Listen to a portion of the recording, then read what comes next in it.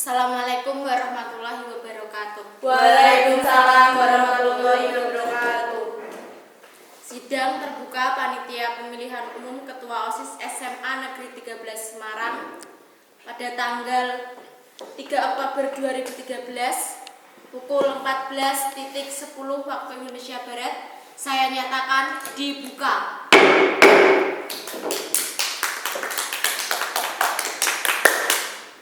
Selanjutnya saya akan membacakan surat keputusan tentang pedoman teknis tata cara pemungutan dan penghitungan suara.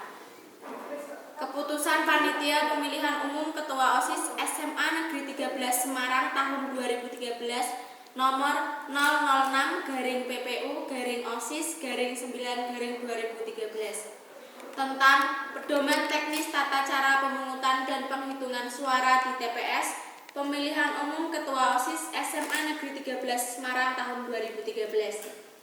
Panitia Pemilihan Umum Ketua OSIS SMA Negeri 13 Kota Semarang menimbang dan seterusnya, mengingat dan seterusnya, memperhatikan dan seterusnya, memutuskan, menetapkan. Ke-1. Pedoman teknis tentang tata cara pemungutan dan penghitungan suara Pemilihan Umum Ketua OSIS SMA Negeri 13 Semarang tahun 2013. Kedua, keputusan ini mulai berlaku pada tanggal ditetapkan. Ditetapkan di Semarang pada tanggal 3 Oktober 2013, Ketua Rini Puji Lestari.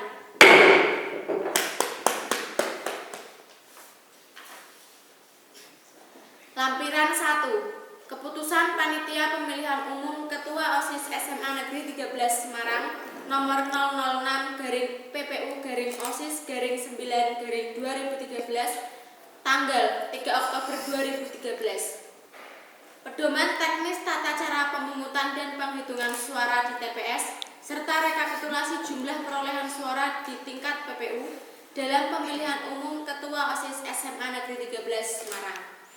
A. Pendahuluan. Dalam rangka penyelenggaraan pemilihan umum Ketua OSIS SMA Negeri 13 Semarang tahun 2013 perlu dilakukan pedoman tata cara pemungutan dan penghitungan suara di TPS serta rekapitulasi jumlah perolehan suara di tingkat sekolah. B. Tujuan. Pedoman teknis ini disusun untuk menjadi pedoman bagi PPU Pemilos dan KPPS dalam melaksanakan pemungutan dan penghitungan suara di TPS yang meliputi 1. Pemungutan suara ini bertujuan untuk memberikan kesempatan kepada pemilih menentukan pilihannya dalam pemilos. 2. Penghitungan suara di TPS bertujuan untuk mengetahui A. Jumlah pemilih yang menggunakan hak pilih dan tidak menggunakan hak pilih dalam pemilos di TPS.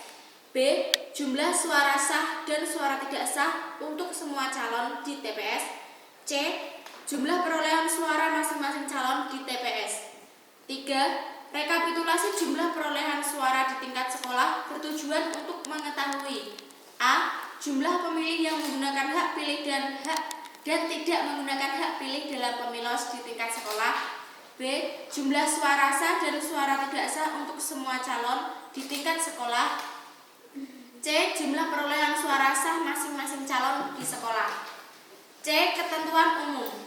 1. Pemilihan umum Ketua OSIS SMA Negeri 13 Semarang tahun 2013 selanjutnya disebut pemilos adalah sarana pelaksanaan kedaulatan siswa di SMA Negeri 13 Semarang untuk memilih Ketua OSIS SMA Negeri 13 Semarang masa jabatan 2013-2014 yang diselenggarakan secara langsung, umum, bebas, rahasia, jujur, dan adil berdasarkan Pancasila dan Undang-Undang Dasar Negara Republik Indonesia tahun 1945. 2. Panitia Pemilihan Umum Ketua OSIS yang selanjutnya disebut PPU Pemilos adalah suatu panitia pemilihan umum yang mempunyai tugas utama menyelenggarakan pemilihan Ketua OSIS.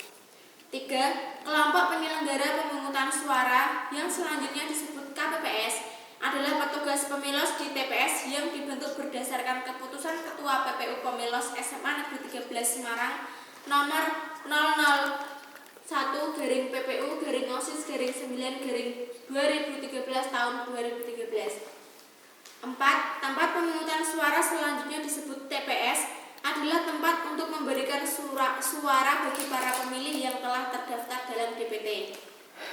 5. Pemungutan suara adalah proses yang dilakukan oleh pemilih dalam memberikan suara pilihannya di bilik TPS. 6. Penghitungan suara adalah proses penghitungan perolehan suara sah masing-masing calon dan jumlah suara tidak sah dalam satu TPS yang dilakukan oleh KPPS. 7. Rekapitulasi jumlah hasil penghitungan suara adalah proses rekap yang dilakukan oleh PPU untuk menjumlahkan perolehan suara sah masing-masing calon dan suara tidak sah di tingkat sekolah. 8. Pemilih adalah seluruh siswa kelas 10, 11, dan 12 SMA Negeri 13 Semarang yang dengan kartu pelajar atau kartu anggota OSIS atau sebutan lainnya. D. Pembentukan KPPS.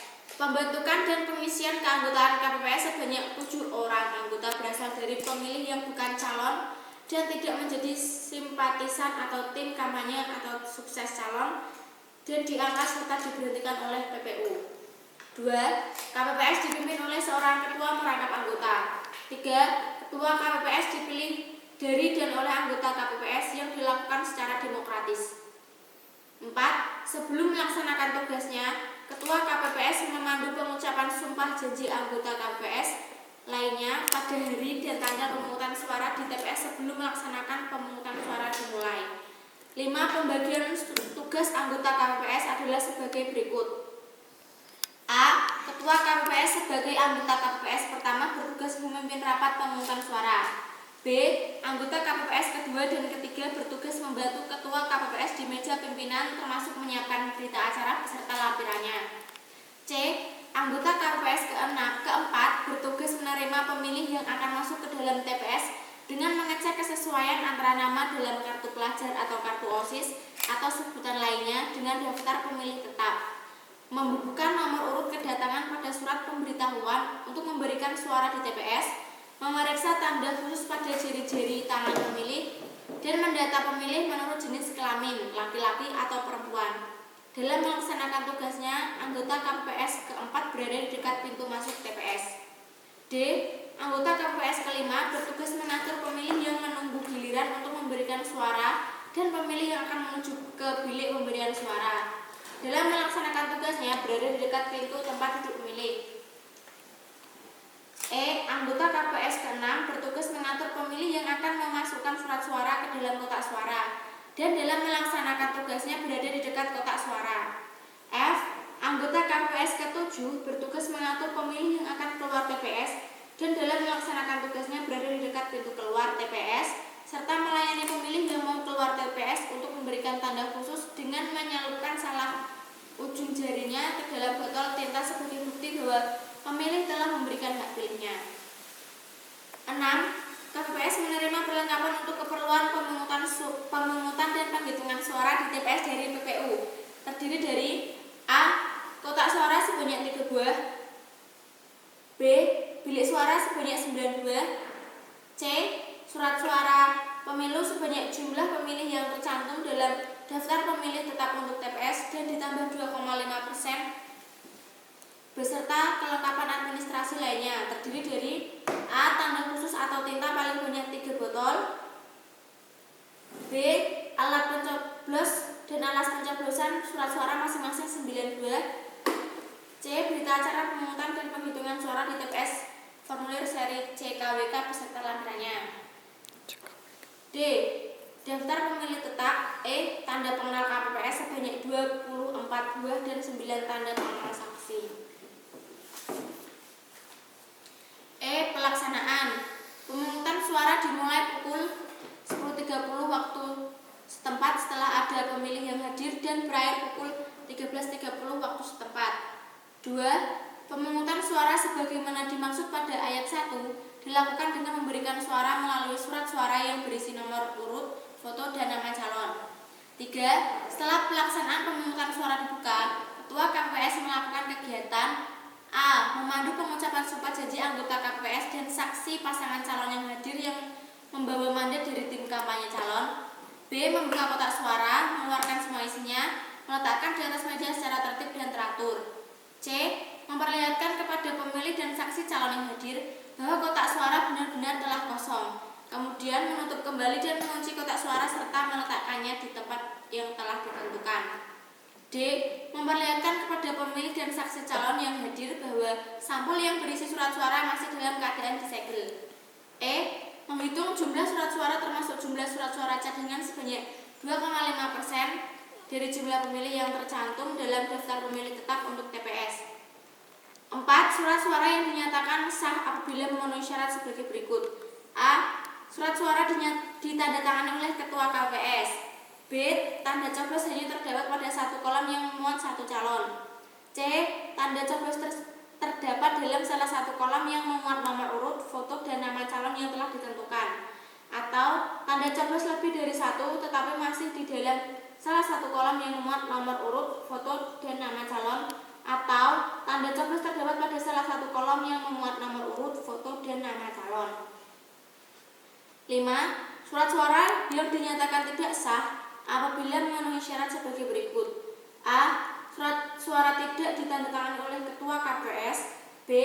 Tanda coblos terdapat pada lebih dari satu kolom yang memuat satu calon.